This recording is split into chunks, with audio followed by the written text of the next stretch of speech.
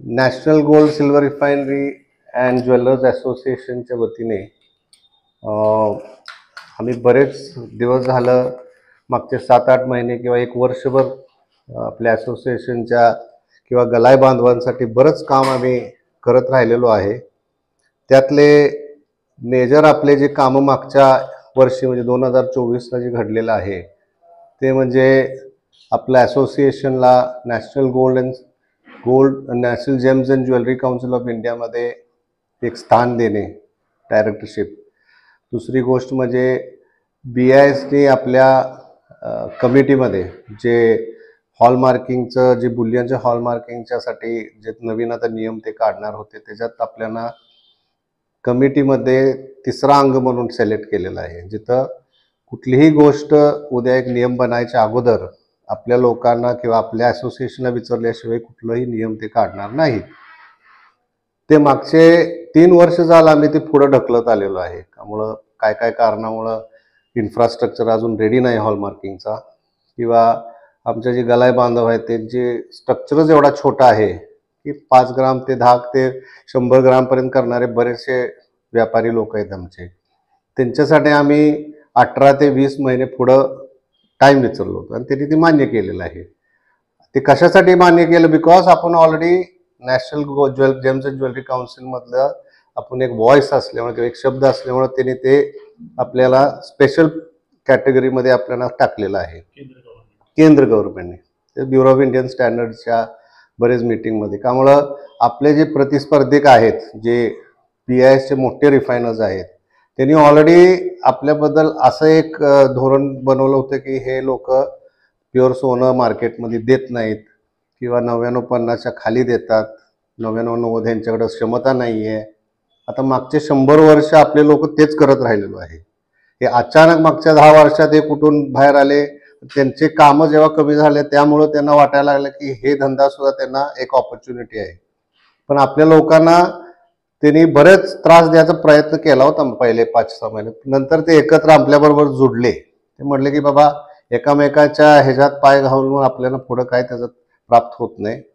तुम्ही तुमची वेळ मागा, तुमचा एक स्ट्रक्चर बनवा, गव्हर्नमेंटला तुम्ही ते सादर करा आणि एकदा तुमचं झालं की आम्ही आमचे कस्टमर पाळतो. असं आता एका अंडरस्टँडिंगच्या पेसवर आपण आलेलो आहे.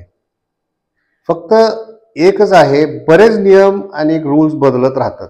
म्हणजे महिन्याला आमच्याकडे ड्राफ्ट्स येतात, डॉक्युमेंट्स येतात, गव्हर्नमेंटकडून आपल्याला कमेंट्स द्यायला येतात. हे वारंवार मी देत असतो ॲज अन असोसिएशनचा. मी जो नॅशनल ॲडवायझर असल्यामुळे मला केलं पाहिजे, पण ते स्थानिक लेवलपर्यंत पोचायचं जरा अवघड होत आहे.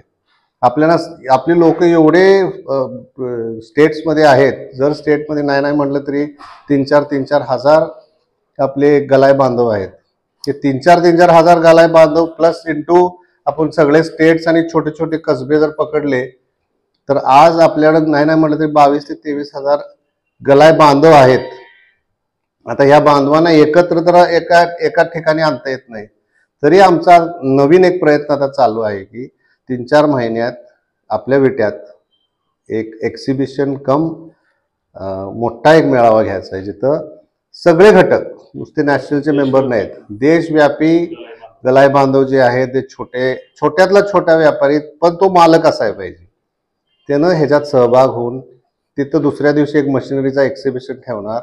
आम्ही मोठे जे ह्यातल्या ते तज्ज्ञ आहेत, BISचा असो किंवा GSTचा असो किंवा इतर काय नियम जो सोप्या शब्दात एक्सप्लेन करून सांगू शकतोय, त्यांना आम्ही बोलवणार आहेत.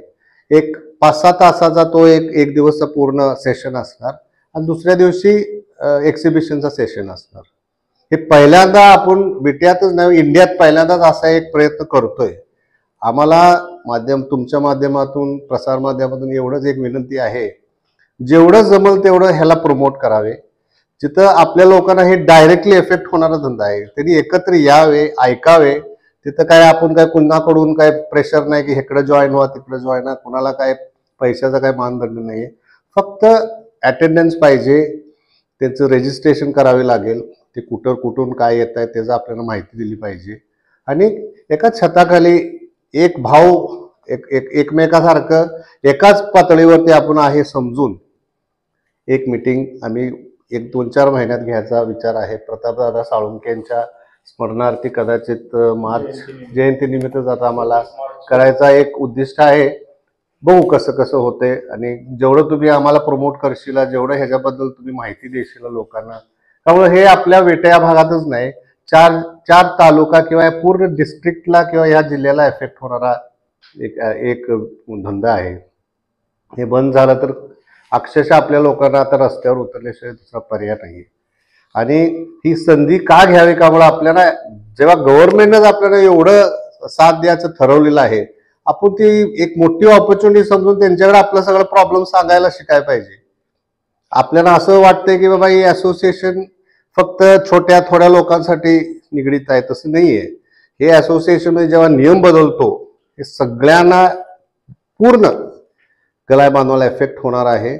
आणि लवकरात लवकर लोकांनी ह्याची संधी घेऊन लवकरात लवकर आम्ही आता मीटिंग्स ठेवणार आहेत, त्यात रजिस्टर करावे. बिट्यात किंवा कुठली तारीख आहे ते लवकरच कळवू आम्ही तुम्हाला.